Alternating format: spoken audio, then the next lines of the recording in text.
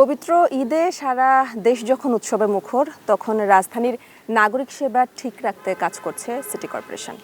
আর ঢাকা উত্তরের নাগরিকদের নিয়ে কি পরিকল্পনা, কি চ্যালেঞ্জ, আজ এই সব বিষয় নিয়ে আমাদের ঈদের বিশেষ আয়োজন নগরকর্তা। আর আজকের এই বিশেষ আয়োজনে আমাদের সাথে অতিথি হিসেবে আছেন ঢাকা উত্তরের প্রশাসক জনাব শফিকুল ইসলাম খান মিল্টন। মিটল ভাই, আপনাকে স্বাগত জানাচ্ছি আমাদের ঈদের বিশেষ আয়োজনে। তো প্রথমে যে আসলে যেহেতু ঈদের সময় আসলে আমাদের যে নাগরিক নগরের যে সেবা থাকে সেই বিষয়ে যদি বলি, যে ঈদ আসলে আমরা দেখতে পাই যে ঢাকার যে চিরচেনা যে কোলাহল সেটা আসলে অনেকটাই থেমে যায়, অনেকটা ফাঁকা হয়ে যায়। তো এই সময় আসলে ঢাকা নগরটা অনেক চোর ছিনতাইকারীদের অভয়ারণ্য হয়ে যায়। তো আপনার কি আসলে এদের কবলে কখনো পড়ার অভিজ্ঞতা হয়েছে কিনা? না, ধন্যবাদ। আমি যখন ঈদ হয় তখন ঢাকার একটু ফাঁকা থাকে, এই কারণে সেটা সবাই জানে। বছরে একটা ঈদের আনন্দ ভাগাভাগি করার জন্য তা গ্রামের বাড়িতে চলে যায়। অনেকের মা বাবা সেখানে এখনও আছে, বসবাস করে, বড় ভাইরা আছে, আত্মীয় স্বজনের সাথে গ্রাম্য পরিবেশে ঈদের আনন্দটাকে ভাগ করে চলে যায়। সেই কারণে তো ঢাকাটা একটু ফাঁকা হয়ে যায়। তো ঢাকা যখন ফাঁকা থাকে তখন চুরি ছিনতাই এই বিষয়গুলো একটু বেশি ঘটে। তো আমি অবশ্য কখনো পড়িনি, বাট আমার নিকট আত্মীয় কিংবা বন্ধু মহলের অনেকে এই কবলে পড়েছে। তো যাতে করে এই বিষয়গুলোকে এড়িয়ে নিয়ে যাওয়া যায়, এই ধরনের ঘটনা না ঘটুক এনে আমরা সবাই চাই। তো আমি সিটি কর্পোরেশনের দায়িত্বে থাকার কারণে আমার যে দায়িত্বগুলো আছে, তো উত্তর সিটি কর্পোরেশনের নাগরিক সুবিধা, তারা যাতে কোথাও হয়রানির শিকার না হয়, তাদের যে অধিকারগুলো আছে তারা স্বাচ্ছন্দ্যে সহজেই যাতে পেতে পারে, সেদিকে আমাকে সহযোগিতা করা।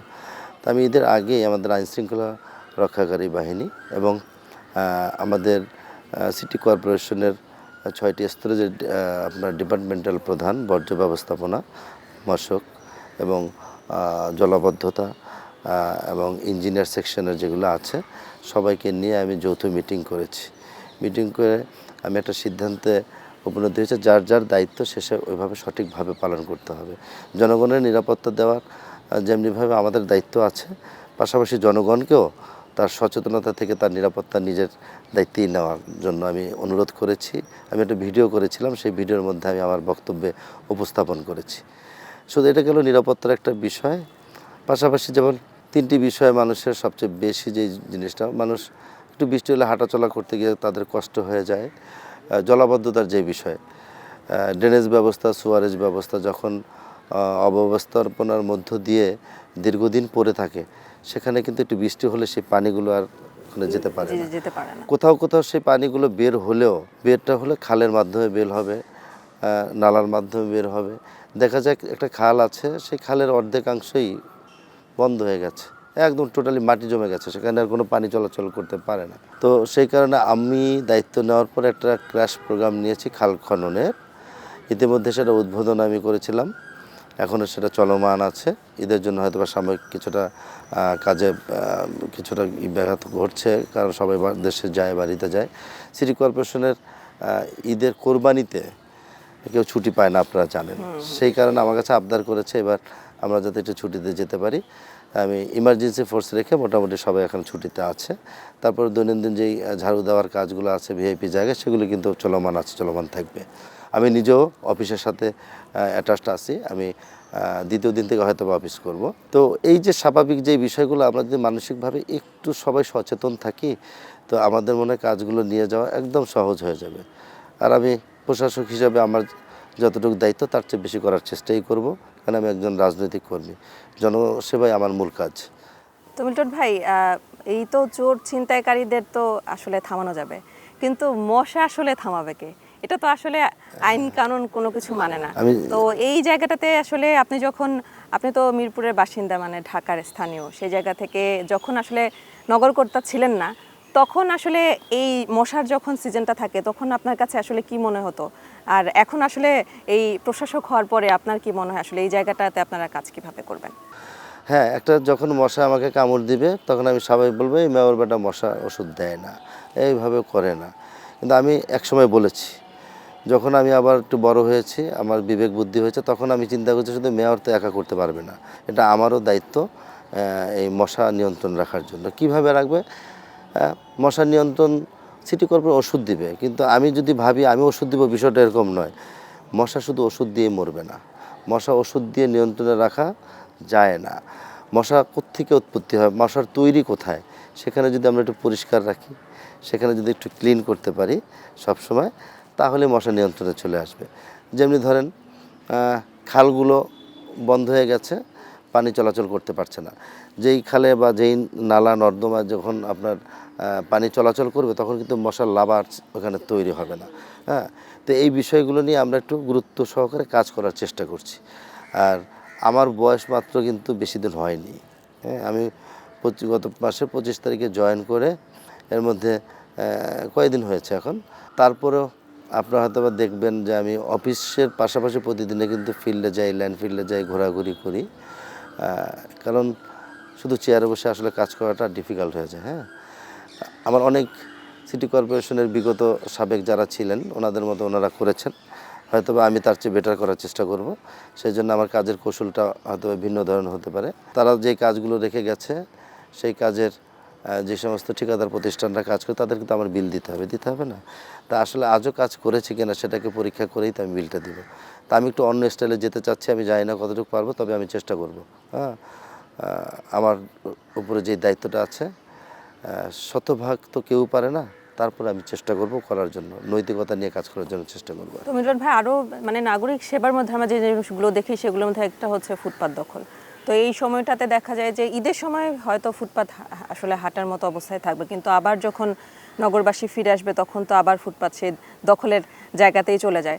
তো আপনি তো আসলে এখন আপনার আসলে ফুটপাতে হাঁটা হয় কিনা জানি না, তো আসলে এই ফুটপাতটাকে আসলে হাঁটার উপযোগী করা আসলে সম্ভব কিনা, বা স্থায়ী কোনো সমাধান আছে কিনা?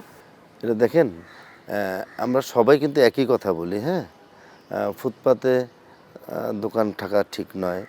সাধারণ মানুষের যারা চাকরিজীবী সকালে বের হয়, যারা ব্যবসা করে, ফুটপাত দিয়ে হেঁটেই কিন্তু গিয়ে তারা বাসে বা মেট্রো রেলে যেখানে উঠুক যায়। হ্যাঁ, কেউ বিকালবেলা একটু হাঁটাহাঁটি করার জন্য সেই পরিবেশটা আমাদের ঢাকা শহরে সব জায়গায় পার করনি। হ্যাঁ, একটু হাঁটার চেষ্টা করে বা একটু বিকালে বাজারে যায়। এই ফুটপাতি দোকানিদের কারণে তারা কিন্তু নির্বিঘ্নে হাঁটতে পারে না। আমি নিজে ফিজিক্যালি গিয়ে যেমন আমি বলি উদাহরণ সহকারে 10 নম্বর, হ্যাঁ, 10 নম্বর আপনি দেখেছেন, আমি অনেক দোকানদারের সাথে আমি নিজে কথা বলেছি। হ্যাঁ, তারাও চায় কিন্তু তারা পারে না। তাদের ভাষা হলো আমাদেরকে একটা ব্যবস্থা করে দেন, কোনো পুনর্বাসন করার জন্য একটা ইয়ে থাকে।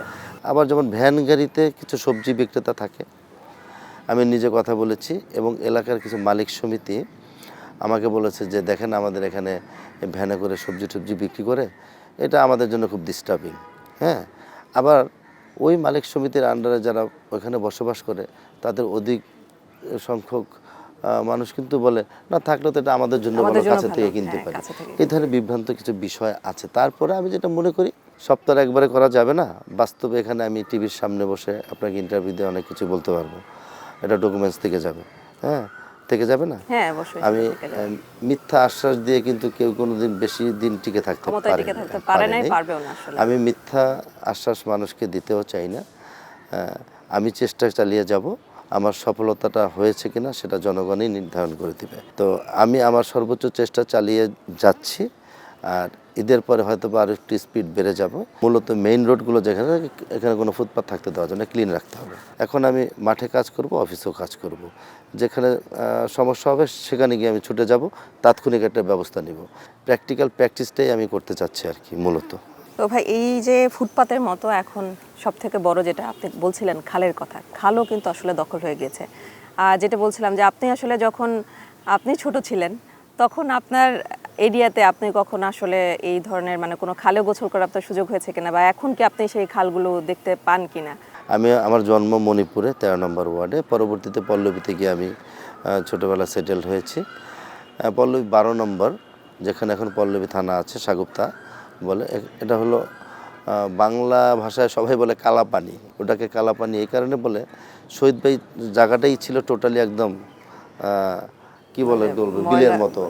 ময়লা না, আগে ছিল বিলের মতো ছিল, কচুরিপানা ছিল। দেখা গেছে একটা বিল পাশে গিয়ে আরেকটা টিলার মতো ছিল সবুজ। হ্যাঁ, তারপর আবার একটা বিল, ধাপে ধাপে ছিল আর কি। আমি ওখানে অনেক গোসল করেছি। এখান থেকে যেতে হলে, এখানে কিন্তু বসত বাড়ি, হ্যাঁ, এখানে বসত বাড়ি, এখানের মধ্যে একটা বিল, ওই যে পাশে দেখা যায় ওখানে নৌকা দিয়ে যেতে হতো। তা আমরা নৌকা দিয়ে পার হয়ে ওই বসতবাড়ির ভিটার মধ্যে আড্ডা মারতাম সারাদিন। হ্যাঁ, মুড়ি টুড়ি খেতাম, ওই বসতবাড়ি ওখানে গিয়ে রান্না টান্না করতো, আমরা খেতাম এখানে। তো পরে আবার গোসল টোসল করতাম। তখন এত মানে পরিষ্কার পরিচ্ছন্ন করার মতো তখন এই মনে হয় কেউ করেও নাই তখন এরকম। হ্যাঁ, কিন্তু ন্যাচারালি ছিল পানি, খুব ক্লিন, দেখা যেত কালো। পানি ছিল কালো, আসলে কিন্তু পানি ক্লিন। অর্থাৎ নিচের যেই স্তরটা সেটা ছিল ব্ল্যাক, মানে কালো কাদার মতো ছিল। তো পরিষ্কার পানি স্বাভাবিকভাবে তো কালোই দেখা। এর জন্য কালা পানি বলে সবাই ডাকতো। তো এখন আর সেই বিষয়গুলো ওখানে আর নেই। ওখানে এখন হয়ে গেছে আবাসন, হয়তো বা গণপূর্ত কিছু একটা করেছে। তখন মানুষের জনসংখ্যার পরিমাণও কিন্তু কম ছিল। তো স্বাভাবিকভাবে মানুষ বেড়ে যাচ্ছে, জায়গাগুলো বড় বড় বিল্ডিং হবে, বড় বড় কিছু হবে, এটাই স্বাভাবিক। প্রয়োজনের বাইরে যেগুলি ছিল, প্রয়োজনের বাইরে সেগুলি তো কাজে লাগাতেই হবে। তবে কিছু খাল রেখে গেলে ভালো হতো, সেখানে পার্কের মতো ওয়াকওয়ে করলে হাঁটাচলা করা যেত।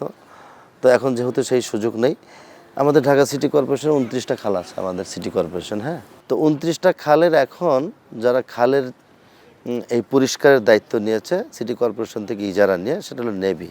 আমি তাদের সাথে আসার পরে নৌবাহিনীর যারা এই দায়িত্বপ্রাপ্ত ব্যক্তিরা আছেন তাদের সাথে কথা বলেছি।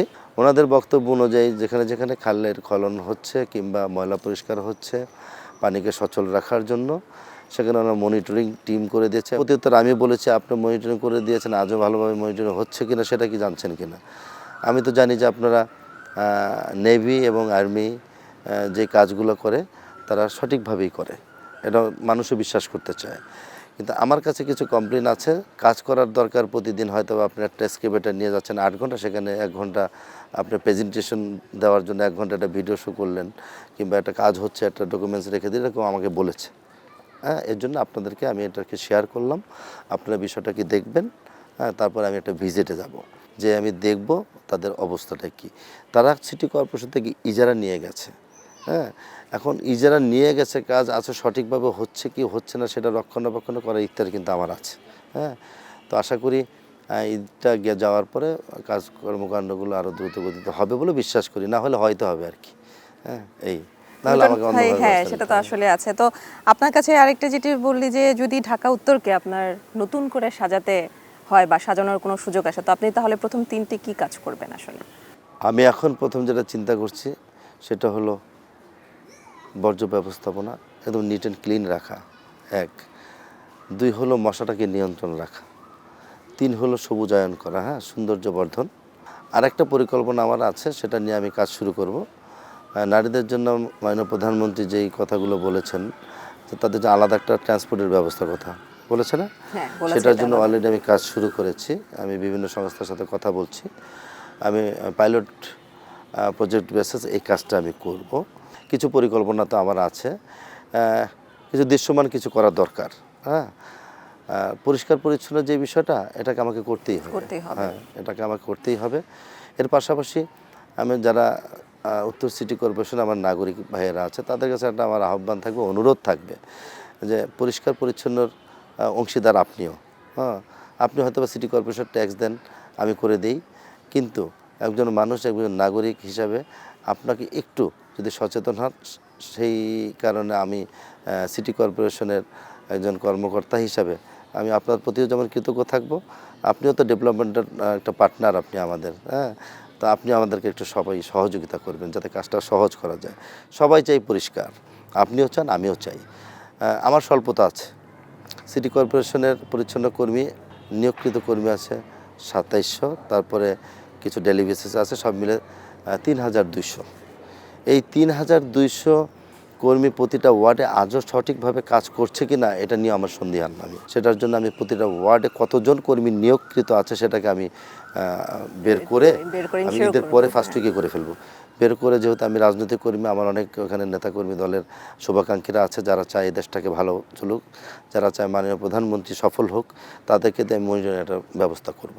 হ্যাঁ, করে দেখি কি করা যায়। মিল্টন ভাই, আসলে আমার শেষের প্রশ্ন আসলে আপনার কাছে, যে ঈদের আসলে এই আনন্দঘন পরিবেশে আসলে নাগরিকরা তো আসলে শুভেচ্ছা বার্তা শুধু চায় না, তারা আসলে দৃশ্যমান কোনো পদক্ষেপ দেখতে চায়।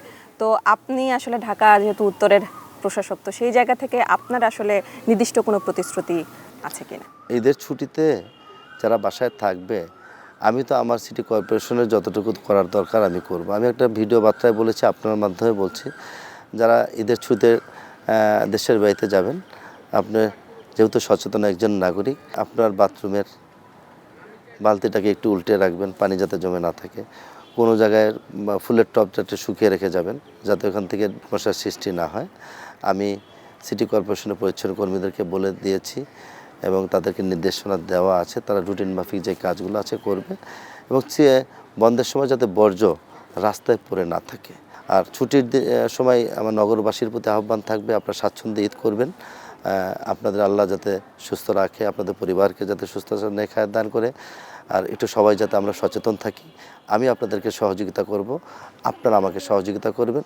সকলের সহযোগিতার সমন্বয়ে যাতে ঢাকা উত্তর সিটি কর্পোরেশন একটা দুর্গন্ধমুক্ত আধুনিক একটা সিটি কর্পোরেশন আপনাদেরকে উপহার দিতে পারি। সবাই ভালো থাকবেন। আল্লাহ হাফেজ। ঈদ মোবারক। মিল্টন ভাই, অনেক ধন্যবাদ আমাদেরকে সময় দেওয়ার জন্য। আশা করি ঢাকা উত্তর সিটি আরও নিরাপদ, বাসযোগ্য এবং পরিচ্ছন্ন হবে। দর্শক, এই ছিল আমাদের আজকের এই ঈদের বিশেষ আয়োজনে। সবাইকে সাথে থাকার জন্য ধন্যবাদ।